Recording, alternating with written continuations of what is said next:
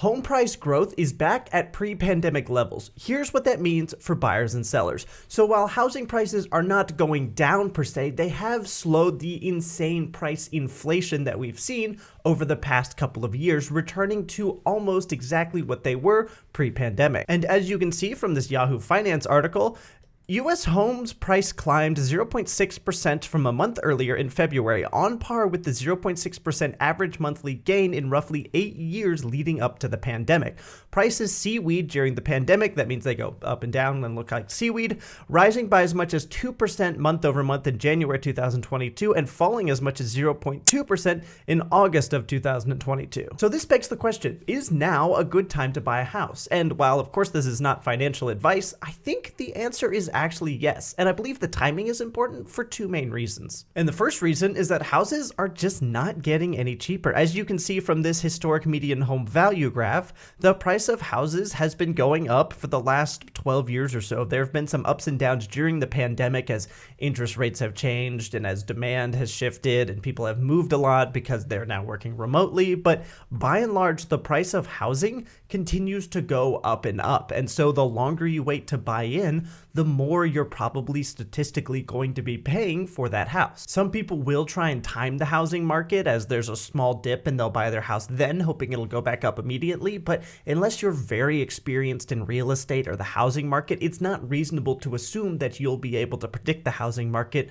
better than the millions of other people that also think they can predict the housing market. And on average, almost all of them are wrong. Now, I know I said now's a good time to buy, but it's important that you're not so desperate to buy that you become house poor. Generally, you want your monthly payment to stay under about 1/3 of your total take-home pay. Now, that probably means you're not going to get an amazing house if you're on an average to lower income, but you will still be able to find a house that functions as shelter and also you're putting equity into instead of throwing away your money on rent. And if you're ever curious about what kind of houses you can get, Zillow has this great tool where you can go to monthly price, and then put in whatever your amount is. If you make $100,000 after taxes, maybe you're taking home $70,000, so you're between 200 to 250,000, but you can put whatever it is and also your down payment, and then you can scroll through this and get an idea of what kind of house you might be looking at in this price range. And they're not phenomenal, but there are some like this one that's just not a bad looking house at all. It's got a nice interior. And if you live somewhere like New York, Houston, or LA, where it's going to be really expensive to buy a house and as such inevitably go over your budget,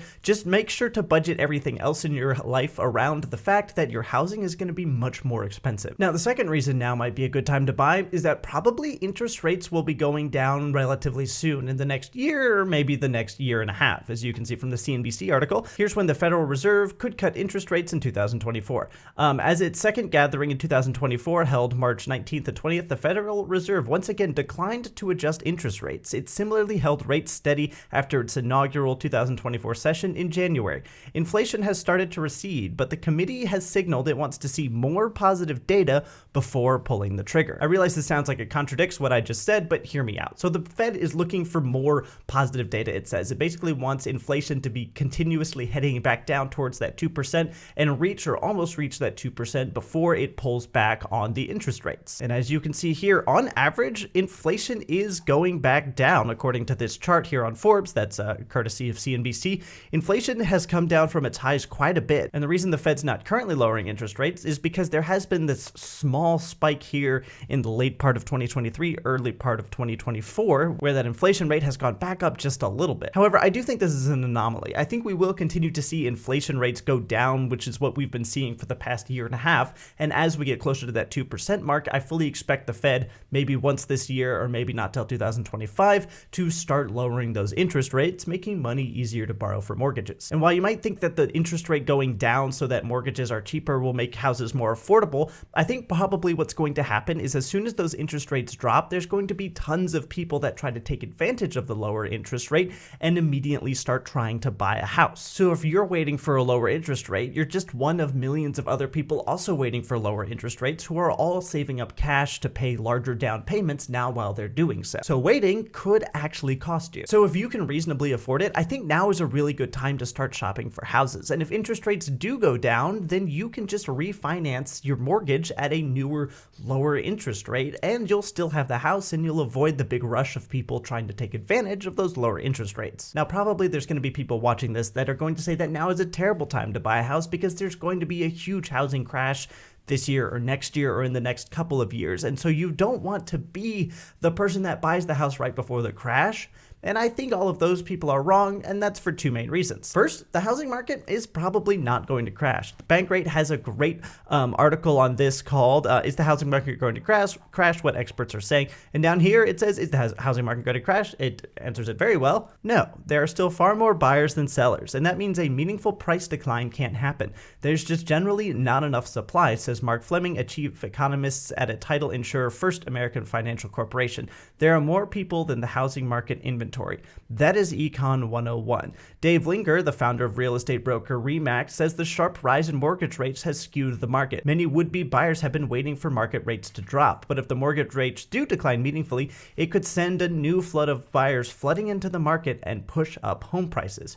You've got an entire generation of pent-up demand, Linger says, and we're in this fascinating position of tremendous demand and too little inventory. When interest rates do start to come down, it'll be another boom-bust cycle. Some people who believe that there's going to be a housing crash are comparing this to the rising prices that happened just before the 2008 crash. But in 2008, when people defaulted on their mortgages, there was nobody that was willing to buy the houses, so the price crashed. Now, if people default on their mortgages, then the house gets foreclosed on, auctioned off by the bank to try and recoup some of those losses, and there are literally millions of people that are waiting to snatch up the house. There's not a demand problem like we saw in 2008. Also, 2008 was primarily caused by bad loans being sold as good loans, and legally that's almost impossible to do, so likely that's not going to be the reason there's a housing crash. But let's say, hypothetically, by some horrible stroke of luck, a housing crash did happen. It is nearly impossible, but it's a hypothetical. Let's say it does. If you held on to your home even through the crash, eventually the price would still go back up. The Fred has this great graph about media average sales price of homes sold for the United States. And as you can see, in 2008, 2007,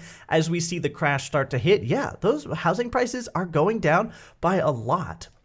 Let's just zoom in here. But if we see there's a crash until it hits its lowest point here in mid-2009, but then if you had just held on to your house through this crash, in about 5 years, it would have gone back up. And 5 years after that, you'd be hitting near record highs here in 2017 and also 2014. And then if you held on even after that, just about 14 years later, you would hit the highest housing prices we've ever seen. So even if there is a housing crash, and there is not going to be, but even if there was, if you just held on to your house and weathered the storm, then the price of your real estate will eventually go back up and you will recoup all of the losses that you had in equity. And for those of you saying that if the housing market crashes, then you wouldn't be able to get a job and that might cause you to lose your mortgage, I would say that that also applies to renters. If you can't pay your rent, you also get kicked out of your apartment. If you can't pay your mortgage, you lose your house.